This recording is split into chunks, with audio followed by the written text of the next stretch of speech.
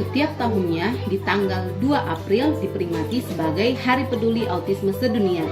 Hari Peduli Autisme Sedunia ini sudah memasuki tahun ke-14 setelah PBB menetapkannya pada tahun 2007. Gangguan spektrum autisme atau Autism Spectrum Disorder merupakan sekelompok kondisi yang memengaruhi kemampuan bersosialisasi, perilaku repetitif, bicara maupun komunikasi nonverbal seseorang.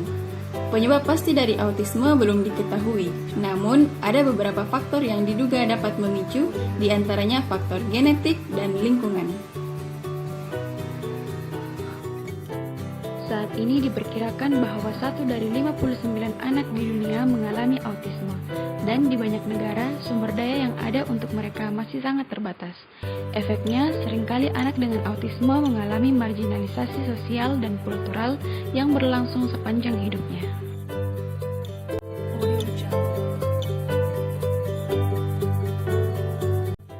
Pada penderita autisme dengan gejala yang ringan, aktivitas sehari-hari masih dapat dilakukan dengan normal. Namun, pada autisme yang berat, penderita sangat membutuhkan bantuan dalam menjalani kehidupan sehari-hari. Gejala muncul terkait cara berkomunikasi dan berinteraksi. 80-90% penderita mulai menampakkan gejala pada usia 2 tahun. Pada kasus yang jarang, gejala autisme nampak pada usia di bawah 1 tahun atau baru muncul setelah penderita beranjak dewasa. Semakin dini autisme ditangani, semakin efektif penanganan yang akan diberikan. Karena itu, sangat penting untuk menyadari gejala yang timbul. Segera periksa anak ke dokter bila terlihat gejala sebagai berikut.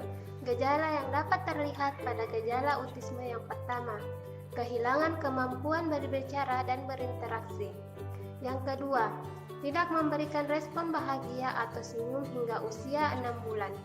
Yang ketiga, tidak meniru suara atau ekspresi wajah hingga usia 9 bulan. Yang keempat, tidak mengoceh hingga 12 bulan. Yang kelima, tidak memberikan gestur tubuh seperti melambai hingga usia 14 bulan. Dan yang terakhir, tidak mengucapkan satu kata pun hingga usia 16 bulan.